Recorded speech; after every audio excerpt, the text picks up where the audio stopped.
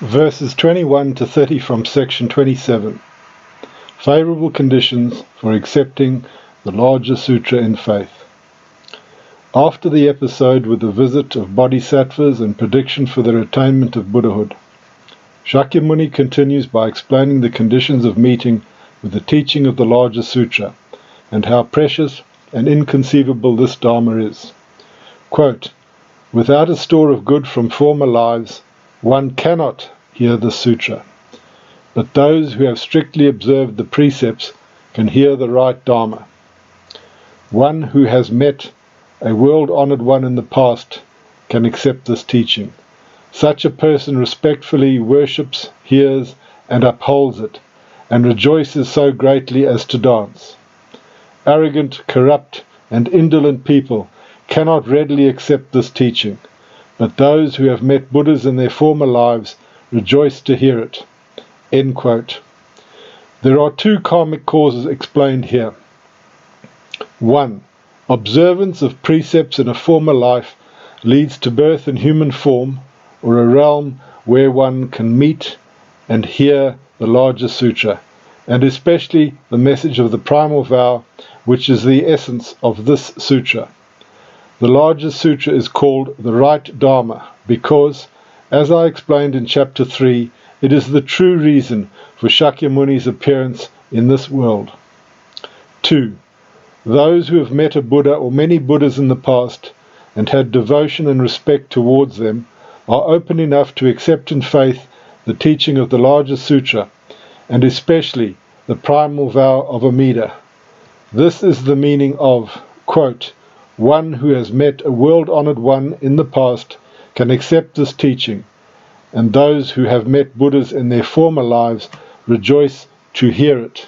End quote. To accept means to have faith. Such people accept all that Shakyamuni explained in the Larger Sutra, and also worship and entrust according to the requirements of Amida in his primal vow.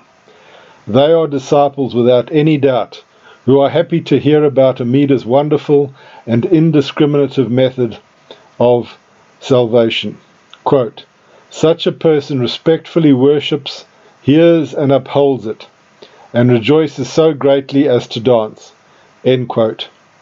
The good things we did in the past lives, like observing the precepts and being respectful to a Buddha, led us to life in human form, and to meeting, hearing, and accepting the Larger Sutra. Even if now we are not able to observe precepts, we could do that in a former life. And as we know from the Buddhist teaching on karma, observing precepts in a previous life has the karmic effect of being born a human, or into another higher form of existence. This does not mean we will always observe precepts in all our previous lives, but we had perhaps one life of great efforts in doing that.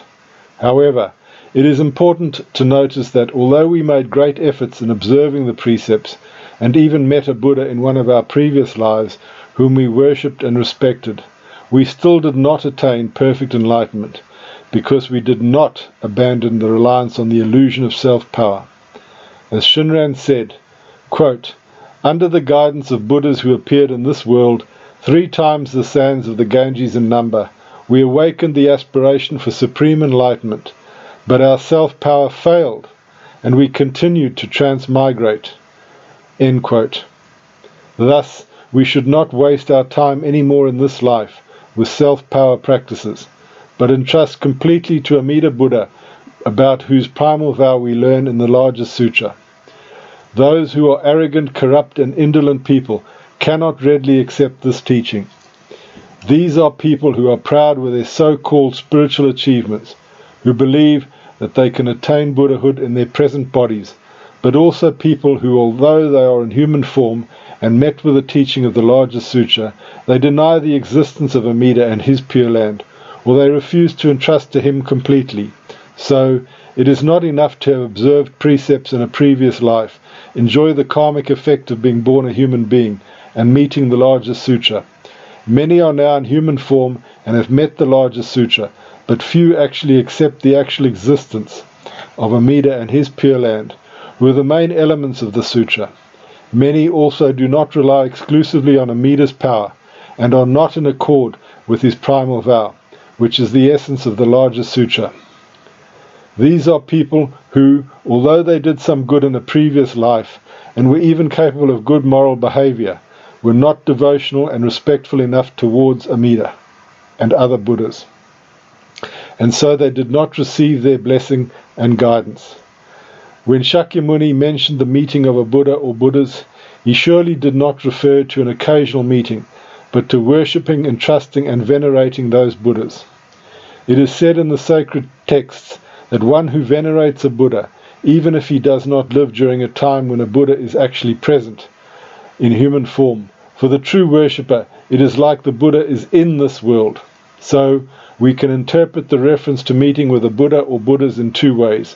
One, meeting and being in the presence of an actual great Buddha or Buddhas of the past, whom the practitioner respected and worshipped, and two, worshipping and having respect towards Buddhas in a previous life or lives, thus being in their presence even if he did not actually live in the time of a great Buddha's appearance in human form. There is no doubt that one who met Buddhas in a previous life and who worshipped and venerated them will have the karmic tendency to continue with the same attitude in the present life. More than this, because all Buddhas praise Amida's method of salvation, they are all guiding beings who are under their care and who worship them towards faith in Amida. So, it is easier for one who has veneration and a respectful attitude towards various Buddhas to come to a point where he accepts in faith the teaching of the Larger Sutra and entrusts to Amida Buddha in accordance with his primal vow. Shakyamuni urged us to take his teaching on Amida Buddha very seriously and emphasized the difficulty of birth in human form and of being able to meet with it and hear it. Quote, "To obtain human life is difficult in the extreme. To meet a Buddha in this world is also difficult. It is difficult, too, for a person to attain faith and wisdom. Once you have heard the Dharma, strive to reach its heart." End quote. No matter what the circumstances we live in, no matter how hard our lives are, and no matter what suffering we encounter, we must not lose our life in vain, but adhere Amida Dharma and entrust to it. Quote, "Even if the whole world is on fire, be sure to pass through it to hear the Dharma. Then you will surely enter the Buddha's enlightenment. And everywhere deliver beings from the river of birth and death." End quote.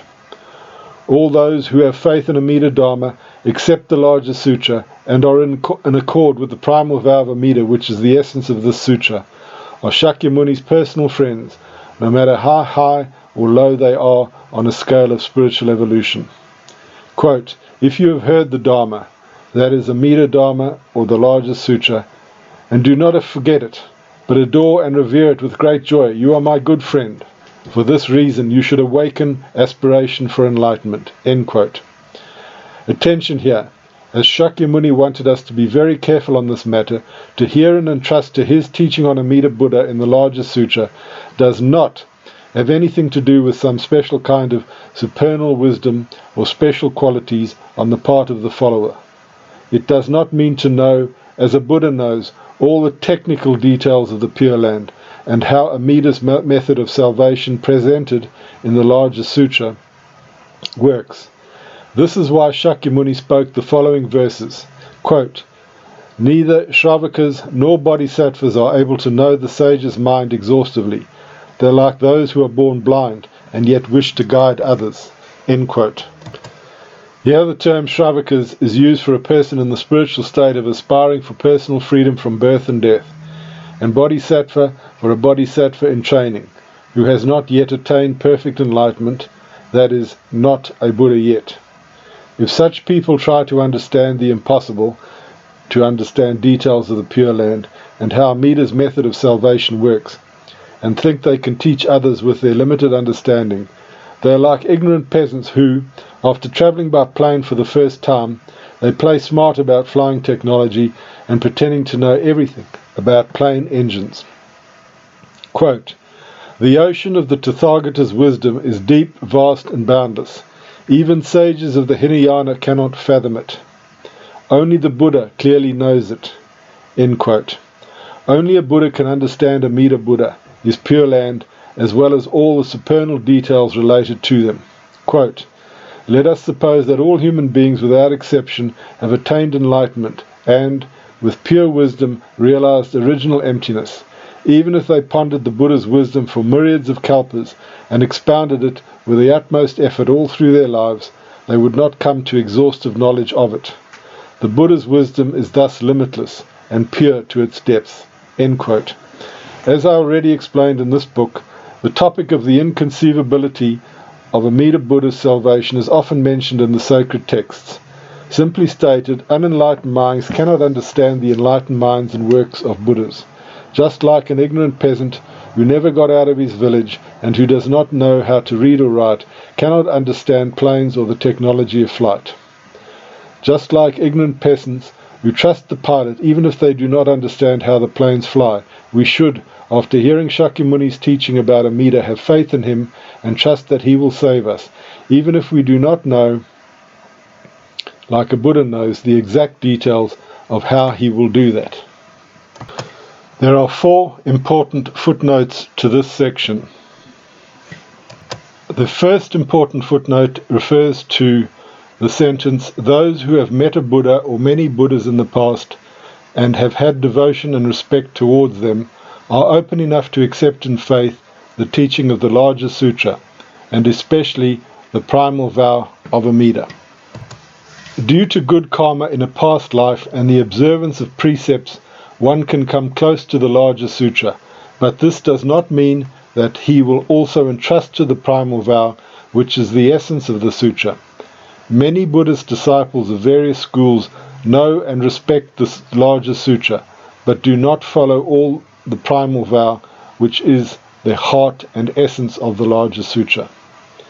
To be in the most open state of mind when one hears the sutra, and especially open to the primal vow, he should also have the good karma of previously meeting Buddhas in the past and worshipping them. Through the good karma of worshipping many Buddhas, one can be guided by them towards Amida's primal vow.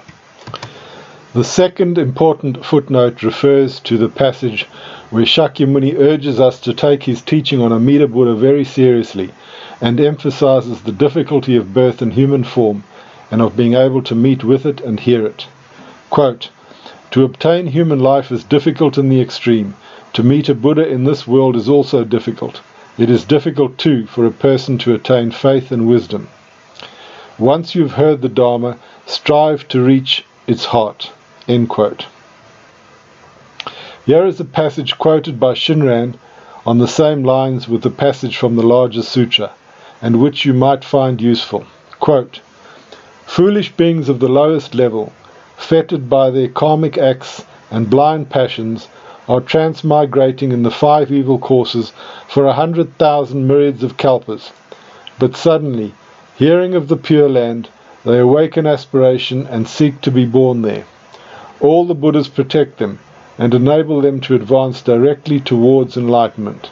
Know that such an encounter is rare, even in a myriad kalpas.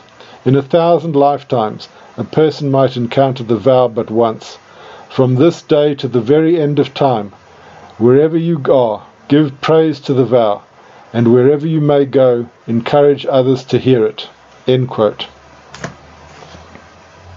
The third important footnote refers to the passage, "No matter what the circumstances are that we live in, no matter how hard our lives are, and no matter what suffering we encounter, we must not lose our life in vain, but adhere Amida Dharma and entrust to it. Also, no matter how happy we are and how many pleasant distractions we encounter, we must not lose time, but adhere Amida Dharma and entrust to it." The fourth and final footnote of this section refers to the passage, "All those who have faith in Amida Dharma accept the Larger Sutra and are in accord with the primal vow of Amida, which is the essence of this sutra, are Shakyamuni's personal friends, no matter how high or low they are on a scale of spiritual evolution." Quote, "If you have heard the Dharma, that is Amida Dharma, or the Larger Sutra, and do not forget it, but adore and revere it with great joy, you are my good friend. For this reason, you should awake aspiration for enlightenment." End quote. You should awaken aspiration for enlightenment by relying on the power and primal vow of Amida Buddha, which is the essence of the Larger Sutra.